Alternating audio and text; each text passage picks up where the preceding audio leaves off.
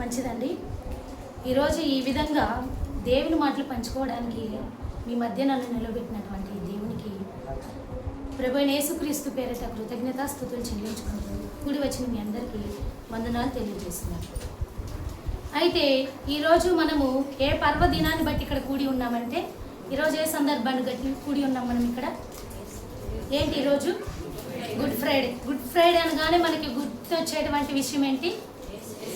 యేసుక్రీస్తు వారు ఈరోజు మరణించిన, సిలువ వేయబడినటువంటి దినంగా మనం ఏం చేస్తాము? జ్ఞాపకం చేసుకుంటూ ఉంటాం. అయితే యేసుక్రీస్తు వారు కేవలం సిలువ మరణంలో మాత్రమే నా మాటలు పలికారు? కేవలం సిలువ మీద మరణించేటప్పుడు మాత్రమేనా ఆయన మాటలు పలికారంటే కాదు. తన జీవితం మొత్తంలో కూడా ఆయన మనకి ఎన్నో రకాలైనటువంటి ఉపయోగకరమైనటువంటి మాటలు మనకు బోధించుకుంటానే వచ్చాడు. ఎన్నో అద్భుతములు, ఆశ్చర్యక్రియలు, స్వస్థతలు ఆయన జరిగించుకుంటూ వచ్చాడు.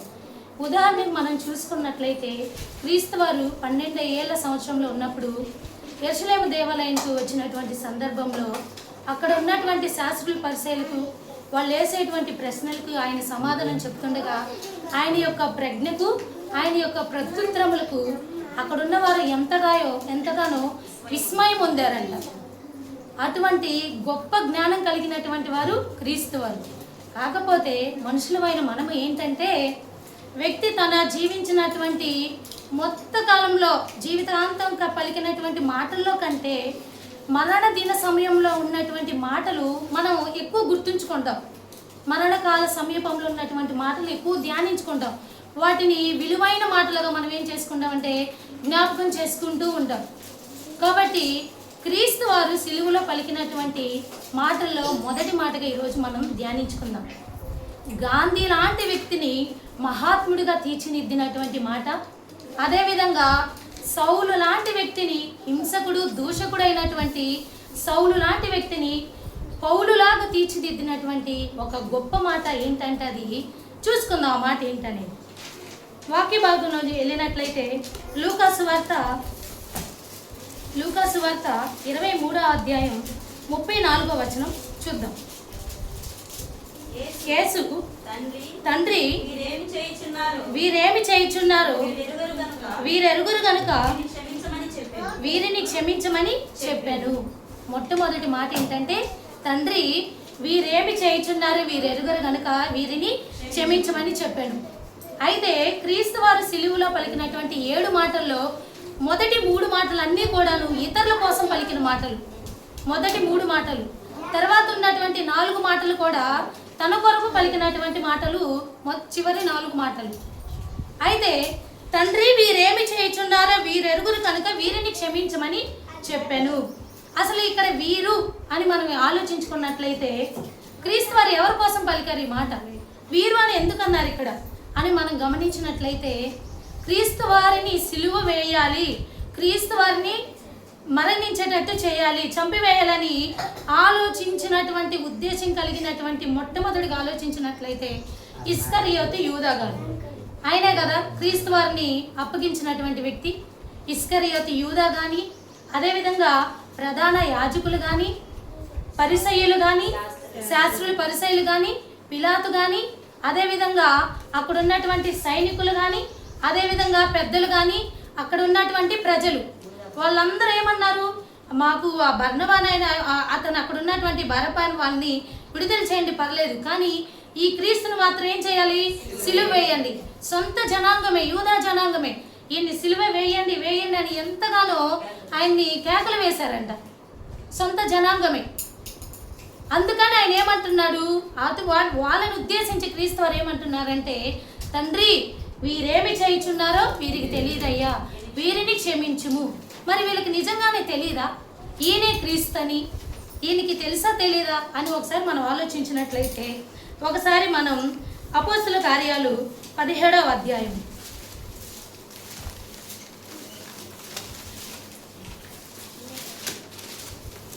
అపోస్తుల కార్యములు 13వ అధ్యాయము 27వ వచనం చూసుకుందాం. యెరూషలేములో కాపురముండు వారును వారి అధికారులను ఆయననైనను ప్రతి విశ్రాంతి దినమున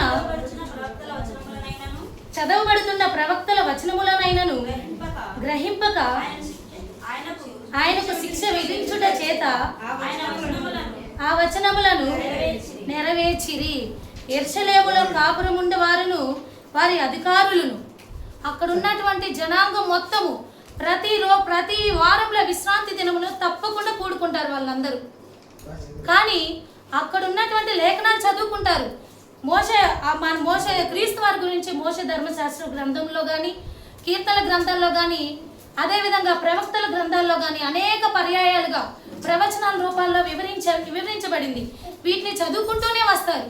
కానీ వీళ్ళు చేసింది ఏంటంటే గ్రహించలేదు. వీళ్ళు వచ్చిన అతను యేసయ్య మెస్సయ్య ఇతనే అని వాళ్ళు గ్రహించలేదు. ఆయన యందు లక్ష్యం ఉంచలేదు. వేరే ఎవరో మెస్సయ్య మా కోసం వస్తున్నాడు, మెస్సయ్య కొరకు మేము ఇంకా వేచి ఉండాలి అని వాళ్ళు ఏం చేశారు? ఆయన యందు లక్ష్యం ఉంచలేదు. లక్ష్యం ఉంచుకు ఏం చేశారంటే మోషే ధర్మశాస్త్ర గ్రంథాల్లో, కీర్తన గ్రంథాల్లో, అదేవిధంగా ప్రవక్తలు రాసినటువంటి గ్రంథాలను వాళ్ళు లక్ష్య పెట్టగా క్రీస్తు వారిని సిలువ యాగానికి అప్పచెప్పారు.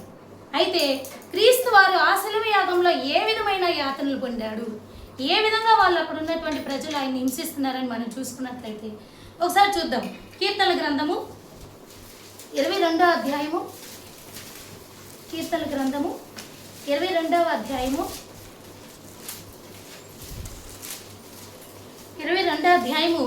12వ వచనం చూసుకుందాం ఒకసారి. వృషభములు అనేకములు నన్ను చుట్టుకొని ఉన్నవి, భాషాను దేశపు బలమైన వృషములు నన్ను ఆవరించి ఉన్నని, చీల్చుచును గర్జించుచునుండు సింహము వలె వారు నోళ్లు తెరచుచున్నారు. నేను నీళ్ళ వలె పారబోయబడి ఉన్నాను, నా ఎముకలన్నీ స్థానము తప్పి ఉన్నవి, నా హృదయము నా అంతరంగమందు మైనము వలె కరిగి ఉన్నది, నా బలము ఎండిపోయి చిల్ల పెంకు వలె ఆయను, నా నాలుక నా దావడను అంటుకొని ఉన్నది. చాలండి. వృషభములు అనేకములు నన్ను చుట్టుకొని ఉన్నది. వృషభములు అంటే ఎద్దులండి. మనం ఉదాహరణ చూసినట్లయితే ఇక్కడ ఏమని చెప్పాడంటే పోల్చాడు, భాషాను దేశపు బలమైన వృషభములు అని చెప్పాడు. అంటే యూదాకి సిరియాకి మధ్య ఉన్నటువంటి దేశము భాషాను దేశము. అక్కడ ఉన్నటువంటి ప్రాంతంలో సారవంతమైన భూమి కలిగినటువంటి ప్రాంతం భాషాను ప్రాంతం. అక్కడ బాగా పచ్చిక ఉన్నటువంటి ప్రాంతం కాబట్టి అక్కడ ఉండే పశువులు కూడా చాలా బలంగా ఉండేటువంటి పశువులు, అవి భాషాను దేశపు పశువులు. అయితే అక్కడ ఏమని చెప్పాడంటే భాషాను దేశ సంబంధమైనటువంటి వృషభములు అంటే అక్కడ ఉన్నటువంటి సైనికులు అటువంటి బలాన్ని కలిగి ఉన్నారంట. వృషభములు అంటే ఏంటంటే ఎద్దులు. మనం ఉదాహరణ గమనించినట్లయితే మన ప్రకాశం జిల్లా చూసినట్లయితే ఒంగోలు గిత్తలు ఎద్దులు అంటారు, ఒంగోలు గిత్తలు అంటారు. అవి చాలా బలమైనవి. చూడండి, పోటీల్లో గమనించినట్లయితే ఎంతో బరువైన బండరాలను వాళ్ళకి వెనక ఎద్దులు కడతారు. అంత బరువును కూడా అవి సునాయాసంగా ఈడ్చుకుంటూ వెళ్ళిపోతాయి. అటువంటి అటువంటి వృషభములు లాంటి వ్యక్తులు ఎవరంటే అక్కడ ఉన్నటువంటి సైనికులు కానీ వాళ్ళందరూ ఆయన ఏం చేస్తున్నారంట? ఆయన శరీరాన్ని చీల్చివేస్తున్నారంట. ఆయన శరీరము ఏమవుతుంది? నీళ్ళ వలె ఆయన రక్తము పారవేయబడుతుందంట. మైనం వలె అతను కరిగిపోతున్నాడంట. క్రీస్తు వారు మన కోసం కరిగిపోతున్నారంట. అయితే వీళ్ళందరూ కూడా ప్రజలారా, ఇక్కడ ఉన్నటువంటి ఇదే ప్రవచనాన్ని వాళ్ళే గుర్తెరగలేదు. ఈ ప్రవచనాన్ని ఆయన లేఖనం ద్వారా నెరవేర్పు జరిగింది. ఎక్కడంటే చూడండి, యోహాను సువార్త 19వ అధ్యాయం 24వ వచనం.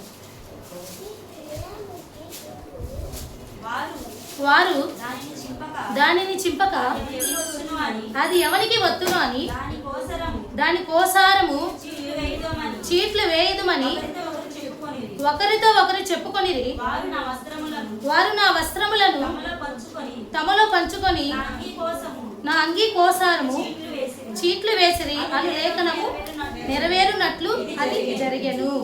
ఈ లేఖనము నెరవేర్పు అనేది, ప్రవచనం అనేది కీర్తనల గ్రంథము 22వ అధ్యాయము 18వ వచనంలో నెరవేర్పు జరిగిందంట. క్రీస్తు వారు ఈ ప్రవచనం అనేది లేఖనం. ఆయన ప్రతిదీ ఆయన ధర్మశాస్త్ర గ్రంథాల్లో కానీ అదేవిధంగా ప్రవచన కీర్తనల గ్రంథాలన్నింటిలో ప్రవచనం ఉంది. ప్రతిదీ లేఖనాన్ని ఆయన నెరవేర్చి వచ్చాడు. నీ కోసము, నా కోసము, మనందరి కోసము శిలయాగం ద్వారా మరణించాడు. ఆయన సంధి చేశాడు మనకి, దేవునికి మధ్య. మన పాపాలు అడ్డుగా ఉన్నాయి ఆయనకి, ఆయనకి మధ్య సంధి కుదిర్చాడండి తన మరణం క్రీస్తు. మరి ఇప్పుడు వాళ్ళైతే గ్రహించలేక తప్పు చేశారు, క్రీస్తు వారిని సిలువ మరణానికి అప్పగించారు. మరి మన పరిస్థితి ఏంటి? మన పరిస్థితి ఒకసారి ఆలోచించుకుందాం. సార్ చూడండి, హెబ్రీయులకు రాసినటువంటి పత్రిక 10వ అధ్యాయము 26వ వచనం.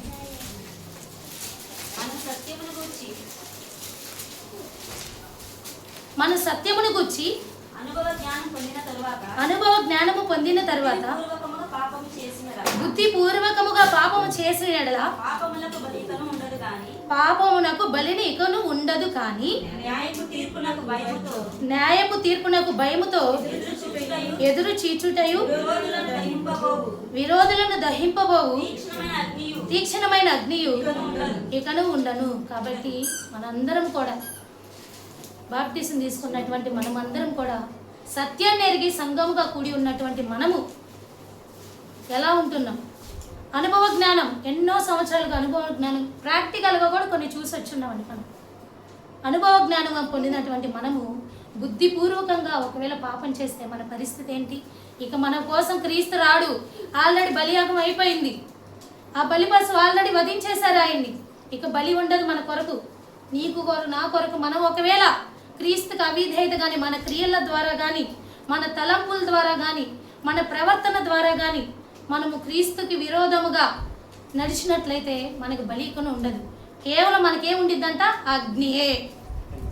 అగ్నియే ఉంటుందండి మన కోసం, క్షమాపణ లేదు.